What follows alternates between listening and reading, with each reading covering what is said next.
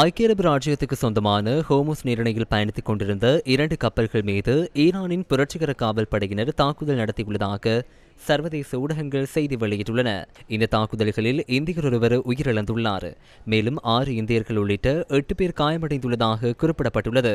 Iran இன்றும் Kuwait, Bahrain, Jordan நாடுகளில் உள்ள அமெரிக்க ராணுவ முகாம்கள் மீது தாக்குதல்களை நடத்தியுள்ளது. இதேவேளை ஏமனின் ஹூதி கிளர்ச்சியாளர்களும் சவுதி அரேபியாவின் அபா விமான நிலையம் மீது தாக்குதல் நடத்தியுள்ளனர்.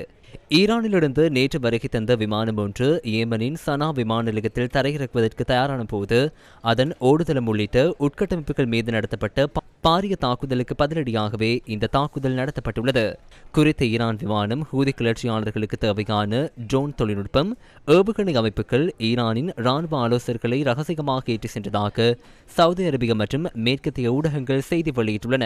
எவ்வாறாயினும் ஈரானின் மகான் ஏஆர் விமானம் ஹூதி கட்டுப்பாட்டு பகுதியில் உள்ள மாற்று நிலைமையான ஹொடைடாவில் தரையிறக்க நடவடிக்கை எடுக்கப்பட்டது.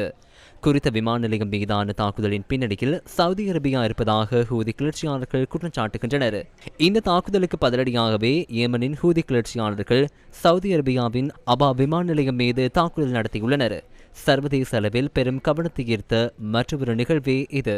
அதிநவீன டோம்ஸ்டே பிளேன் அல்லது உலக அழிவு நாள் விமானம் என அழைக்கப்படும் இலியூஷன் 2-18 ரக விசேட விமானம் திடீரென ஈரானின் தலைநகர் டெஹ்ரானுக்கு வருகை தந்துள்ளமையாகும். தரையில் உள்ள அனைத்து தகவல் தொடர்பு அமைப்புகளும் ராணுவ தலைமையகங்களும் அளிக்கப்பட்டாலும் இந்த விமானத்திலிருந்து அணு ஏவுகணைகளை ஏவுவதற்கு கட்டளைகளை பிறப்பிக்கவும் நீர்மூழ்கி கப்பல்களுடன் தொடர்பு கொள்ளவும் முடியும் என்பதுடன் ஜனாதிபதி உள்ளிட்ட உயர்மட்ட ராணுவ நடவடிக்கை தளபதிகள் வான்பரப்பிலிருந்தே நாட்டையும் போரையும் கட்டுப்படுத்தும் திறனை கொண்ட ஒரு விமானமாக இது திகழ்கின்றது.